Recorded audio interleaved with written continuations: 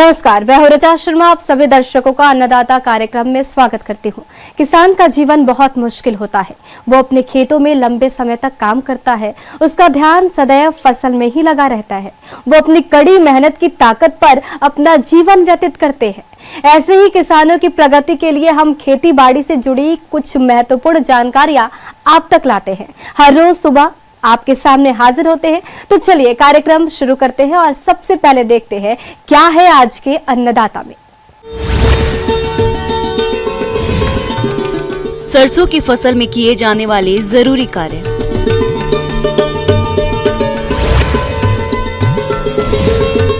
अच्छे फलन के लिए आम के बागों की देखरेख।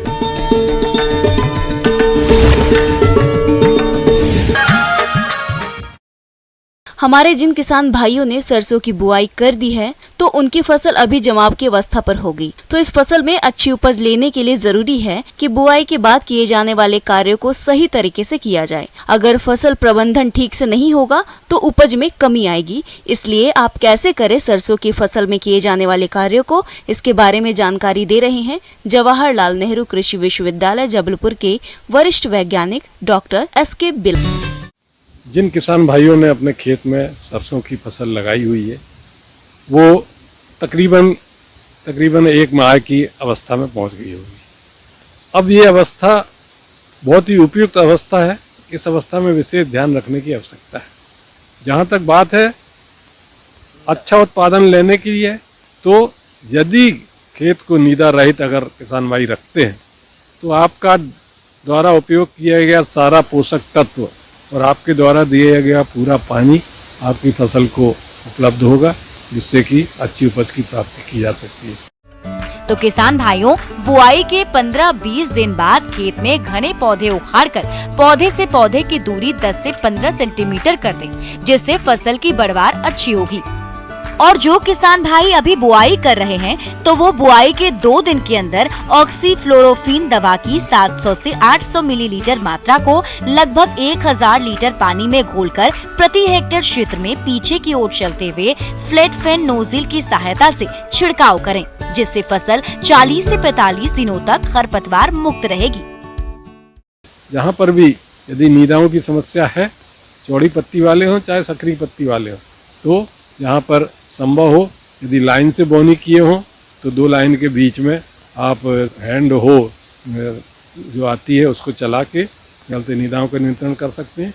या जहाँ पर छिड़काव द्वारा बोनी की गई है तो हाथ से नीदा को उखाड़कर नीदा रहित किया जा सकता है खेत में।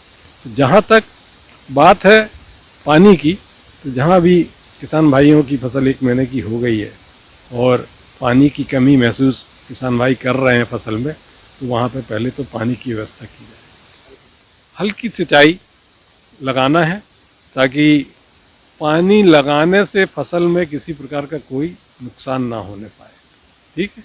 दूसरा, जहाँ पर भी पानी किसान भाई लगा लिए हैं तो पानी के बाद जब भी स्थिति आपको चलने लायक बनती है तो उसमें आप पोषक तत्वों के रूप में नाइट्रोजन की पूर्ति अवश्य कर दें, क्योंकि यही एक ऐसी अवस्था है जिसमें आप यदि पोषक तत्व आपने नाइट्रोजन यूरिया का एक बार छिड़काव कर दिया तो जितनी मात्रा में आपकी शाखाएं उसमें निकलेगी और उन शाखाओं में जितना बढ़वार होगी उतना ज़्यादा वो उत्पादन में वृद्धि पाई जाएगी।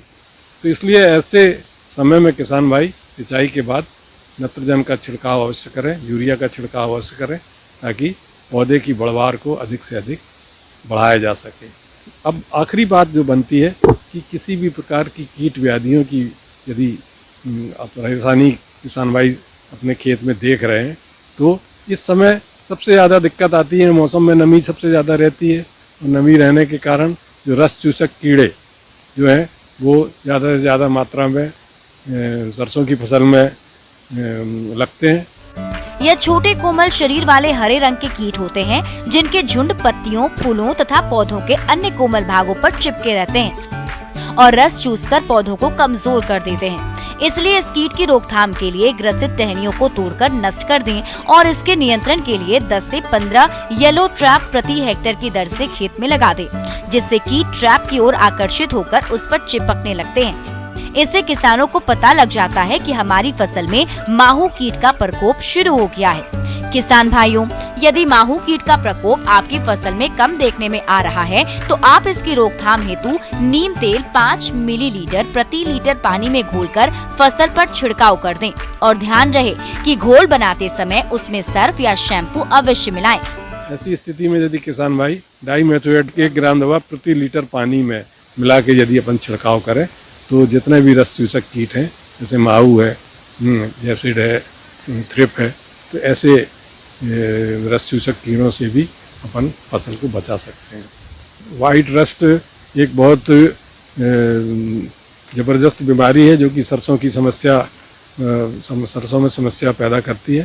तो ऐसी जगह यदि जहाँ पर भी वाइट रस्ट यदि किसान भाई देख रहे हैं तो ऐसे उसमें कोई भी सिस्टमिक फंजीसाइड रीडोमिल दवा है 2 ग्राम दवा पर लीटर पानी में अच्छी तरीके से मिला के यदि छिड़काव कर दिया जाए तो वाइट रस्ट से सरसों की फसल को बचाया जा सकता है।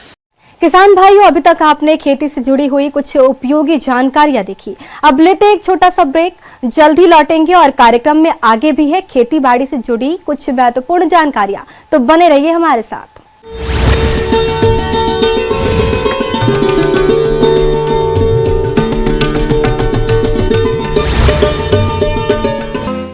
आम के बाग से अच्छी उपज वही किसान ले पाते हैं जो बाग की देखरेख का विशेष ध्यान रखते हैं, लेकिन इस समय बहुत ही कम किसान बाग का उचित प्रबंधन करते हैं। तो इस समय बाग में कौन कौन से कार्य करने जरूरी होते हैं, जिसके बारे में विस्तार से बता रहे हैं बागवानी विशेषज्ञ डॉक्टर प्रदीप कुमार।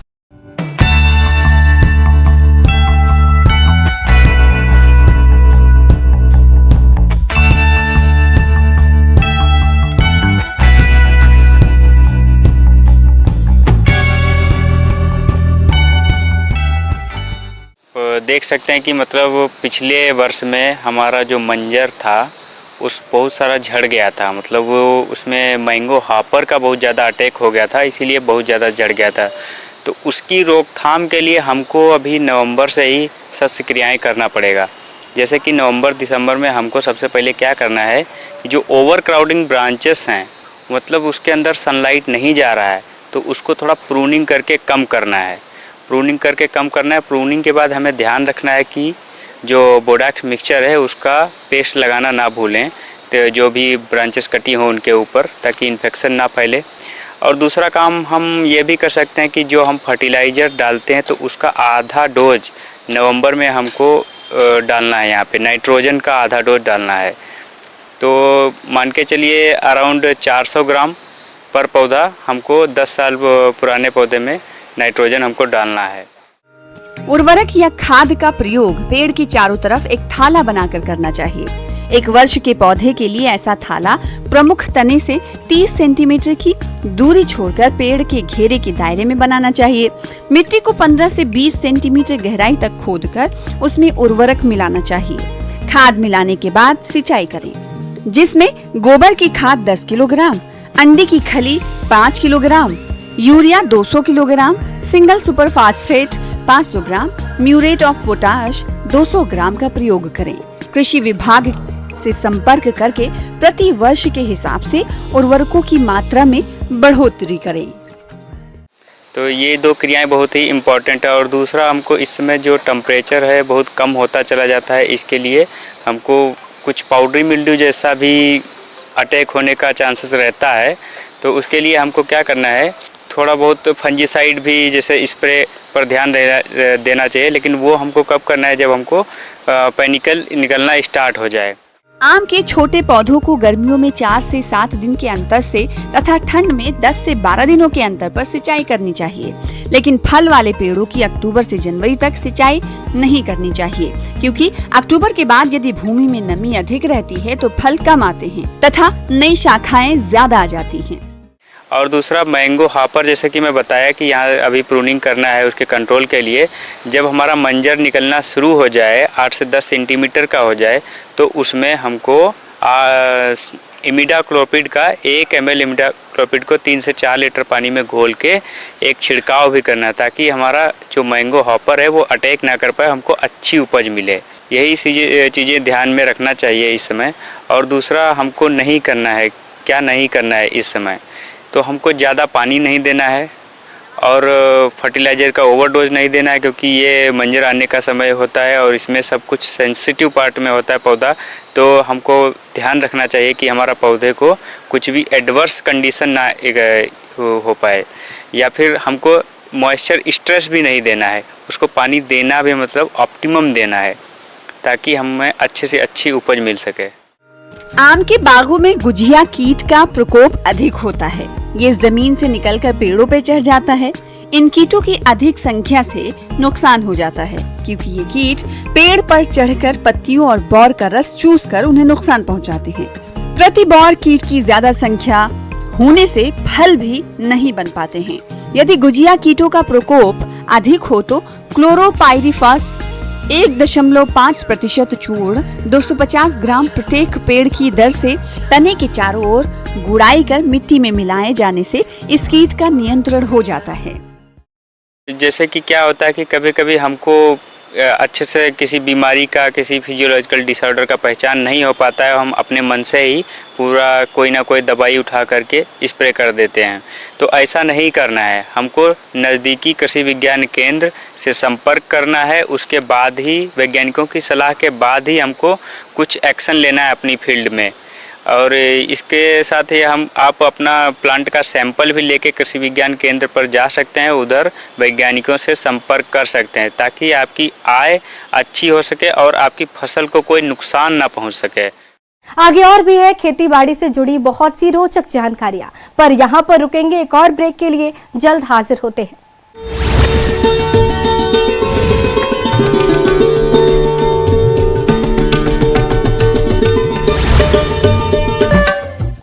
मौसम के अनुसार प्रबंधनों पर ही टिकी है आपकी खेती बाड़ी, इसलिए मौसम पूर्वानुमान और उस पर आधारित साप्ताहिक कृषि सलाह इस प्रकार है।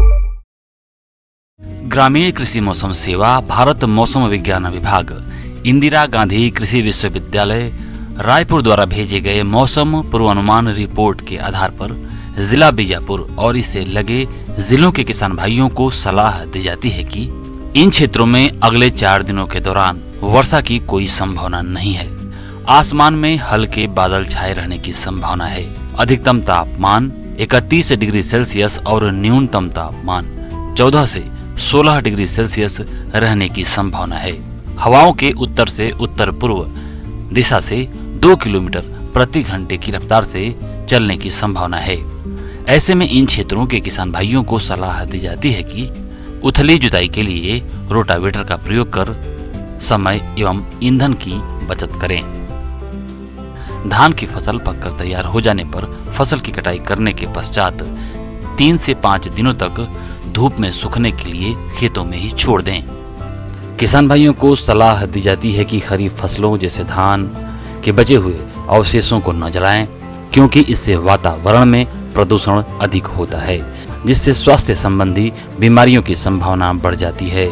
इससे उत्पन्न धुआं के कारण सूर्य की किरणें फसलों तक कम पहुंचती हैं, जिससे फसलों में प्रकाश संश्लेषण और वाष्पोत्सर्जन की प्रक्रिया प्रभावित होती है, जिससे फसलों में भोजन बनाने में कमी आती है। इस कारण फसलों की उत्पादकता व गुणवत्ता प्रभावित होती है। किसानों को सलाह दी जाती है कि धान के बचे हुए अवशेषों को जमीन में मिला दें, इससे मृदा की उर्वरता बढ़ती है। साथ ही यह पलवार का भी काम करती है, जिससे मृदा में नमी का वाष्पोत्सर्जन कम होता है। नमी मृदा में संरक्षित रहती है। धान के अवशेषों को सड़ाने के लिए पुसा डिकम्पोजर कैप्सूल का उपयोग 4 कैप्सूल प्रति हेक्टेयर की दर से किया जा सकता है। टमाटर, बैंगन, मिर्च और गोभी वर्गीय सब्जियों की तैयार रोपड़ी को खेत में लगाएं। सब्जियों में नर्सरी अवस्था में जड़ गलन होने पर किसान भाइयों को सलाह दी जाती है कि कार्बेंडाजिम 2 ग्राम प्रति लीटर पानी के हिसाब से घोल बनाकर छिड़काव करें। कुसुम की उन्नत प्रजातियों जैसे JSF 1, JSF 7, भीम A1, नारी NH1, नारी H1 इत्यादि का चयन करें। बीज की मात्रा 15 किलोग्राम असिंचित एवं 10 किलोग्राम सिंचित प्रति हेक्टेयर की दर से बुआई के लिए प्रयोग करें। सूरजमुखी की उन्नत प्रजातियों जैसे modern, TNAU, SUF 7, BSH 1, KBSH1, DRSH1, ज्वालामुखी, सूर्या इत्यादि की बुआई करें। सामान्य प्रजाति के बीजों की बुआई 10 किलोग्राम प्रति हेक्टेयर एवं संकर प्रजातियों की 5 से 6 किलोग्राम प्रति हेक्टेयर दर से बुआई करें। नींबू वर्गीय वृक्षों में बोरेक्स 100 ग्राम प्रति पौधा एवं मैग्नीशियम सल्फेट 80 ग्राम प्रति पौधा डालकर जड़ों की गुड़ाई करें। दुधारू गायों एवं भैंसों को थनैला रोग से बचाव के लिए पूर्ण दूध दोहन करें एवं दोहन के पश्चात आयन एवं थन को जीवाणुनाशक घोल से धो दें। तापमान में होने वाली गिरावट से होने वाले प्रभाव से बचाव के लिए रात के समय मवेशियों को छत वाले बाड़े में रखें। नवजात बछड़ों, मेमनों आदि को ठंड से बचाने के लिए फर्श पर पैरा का गहरा बिछावन बिछाएं एवं छत वाले बाड़े में रात को रखें।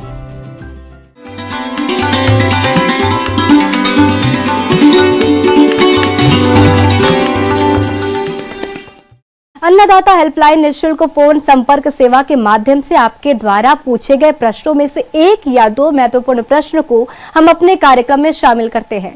इसी के तहत आज का चयनित प्रश्न और उसका जवाब इस प्रकार है।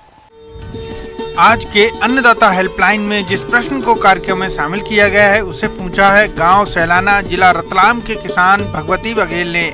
आप बकरी पालन पर जानकारी चाहते हैं तो भगवती बघेल जी आपकी जानकारी के लिए प्रस्तुत है कार्यक्रम का यह अंश।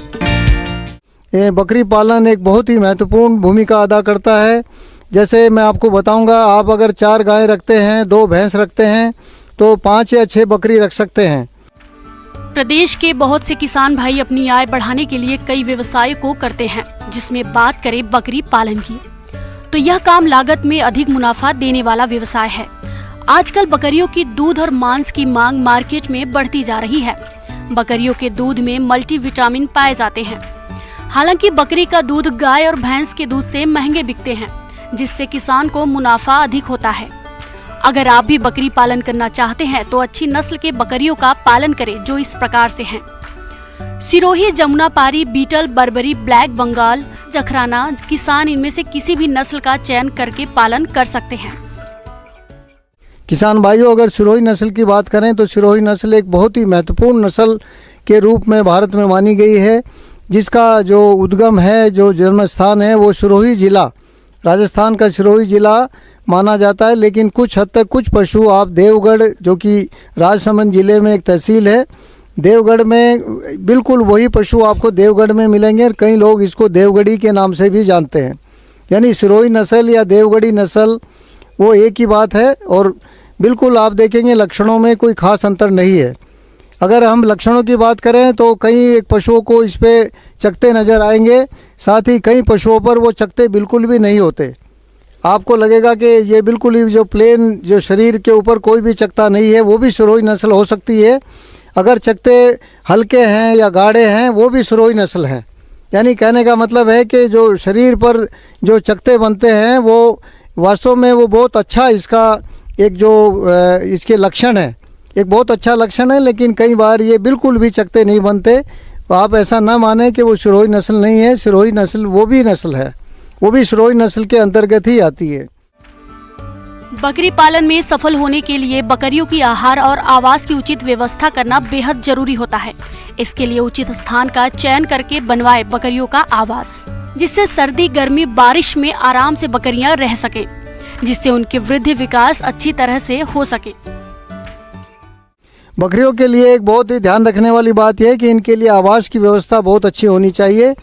आवास में ये कभी भी गीले स्थान पर बैठना पसंद नहीं करती है। किसान भाइयों, ये बहुत ही ध्यान देने वाली बात है कि बकरियों के लिए थोड़ा सा ऊंचा स्थान, यानी अगर आप लकड़ी के फट्टे लगा देते हैं तो वो सबसे बढ़िया है और सस्ता है, क्योंकि ये ज़मीन या गीले स्थान पर बैठना पसंद नहीं करती है। अतः इसके लिए ऊंचे स्थानों पर हम उनको इसके लिए आवास की व्यवस्था करते हैं, जिसमें कोई ज़्यादा खर्चा नहीं होता, बल्कि लकड़ी के फट्टे जो कि बहुत ही सस्ते हैं। और मान लीजिए अगर लकड़ी, बची हुई लकड़ी है, आप देखेंगे लकड़ी की दुकानों पर, तो अगर मान लीजिए उनमें कोई छोटा मोटा डिफेक्ट भी है, वो भी फट्टे इसके काम आ सकते हैं, जिन पर ये बैठ सकती है। बकरी रखने के लिए आपको बहुत ही कम जो श्रमिक तथा इनके खान पान की व्यवस्था करनी पड़ेगी, जिसका मुख्य कारण है बकरी को 2 घंटे सुबह या 2-2.5 घंटे शाम को आप किसी भी अपने क्षेत्र के खाली स्थान है, सड़कों के आसपास है या चरागाहों में घुमा सकते हैं। 2-2.5 घंटे की घुमाई के बाद आपको किसी तरह का हरा चारा या सूखा चारा डालने की ज़रूरत नहीं है, क्योंकि ये उससे ही अपना पेट भर सकती है। साथ ही प्रतिदिन 300 ग्राम 400 ग्राम दाना जो आप घर पे बना सकते हैं। साथ ही जो अनाज आपके मान लीजिए निम्न श्रेणी के हैं या मान लीजिए जिनको आप अपने खेतों में बीज में आपके बचे हुए अनाज हैं या जो खाने लायक नहीं हैं, उनको आप इन पशुओं के रूप को खाने के रूप में इनके लिए एक दाना बना सकते हैं। अगर इनके खान पान की बात करें तो प्रति जो बकरी है उसको 2 से 2.5 किलो या 3 किलो जो है वो सूखा पदार्थ चाहिए और 300 से 400 ग्राम इसके लिए अच्छी श्रेणी का दाना आप घर पर ही बना सकते हैं, जो कि आपके घर पर अनाज और जो खलियाँ हैं या जो मान लीजिए नमक है, गुड़ है, उसको मिलाकर एक अच्छा दाना आप इसको तैयार कर सकते हैं। जहाँ तक पानी की बात है तो प्रति बकरी आप देखेंगे पानी की आवश्यकता गाय इसकी कंपैरिजन में बहुत कम है, लेकिन पानी साफ़ सुथरा होना चाहिए। पानी की जो खेलियाँ हैं उनमें हफ्ते में एक बार उनकी सफाई करें, साथ ही कुछ मात्रा में उनमें चूना डाल दें। चूना डालने का ये बड़ा फ़ायदा होगा कि इनमें पानी के अंदर कीड़े नहीं बनेंगे और पानी जो है वो साफ़ सुथरा बना रहेगा। इस तरह से बकरी के जो स्वास्थ्य है वो बहुत ही उत्तम बना रहेगा। आज के समय में बकरी पालन व्यवसाय भी बीमारियों के प्रकोप से अछूता नहीं है। ऐसे में आपकी बकरियों में बीमारी की समस्या आए ही नहीं, इसका सबसे सस्ता और अच्छा उपाय है टीकाकरण। टीकाकरण पशु चिकित्सक की सलाह के अनुसार समय पर करवाएं। करीब पहले बार जो है 11 से 12 महीने या 13 महीने पे ये पहली बार जो है ज्ञापन होने के लायक हो जाती है और इस तरह से 7 से 8 बार आपके फार्म पर बहुत ही सामान्य रूप से ये बच्चे दे सकती है और ये अपने आप में एक लाभकारी धंधा बकरी पालन आपके लिए हो सकता है, क्योंकि इसकी खिलाई पिलाई रहन सहन या रखरखाव पर खर्चा बहुत कम आता है। इसलिए बकरी पालन गाय पालन की तुलना में एक सस्ता व्यवसाय है। आप देखेंगे ये एक बहुउद्देशीय पशु है, दूध भी मिलेगा, आप देखेंगे इससे आपको एक अच्छी खाद मिल जाएगी और साथ ही एक मांस के लिए एक बहुत ही मशहूर बहुत ही प्रसिद्ध एक पशु है और मांस के लिए इसका प्रेफरेंस अन्य पशुओं की तुलना में बहुत ज़्यादा माना गया है।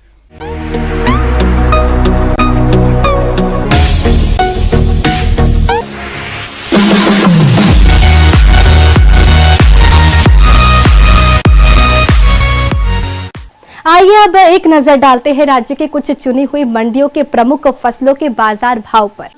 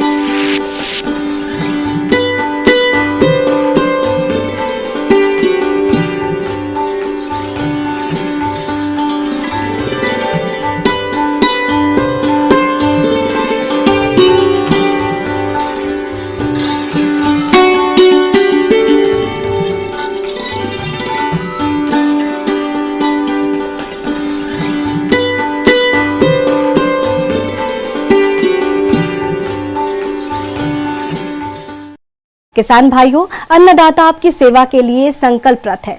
कृषि संबंधित समस्या और सुझावों के लिए आप हमें इस पते पर संपर्क भी कर सकते हैं।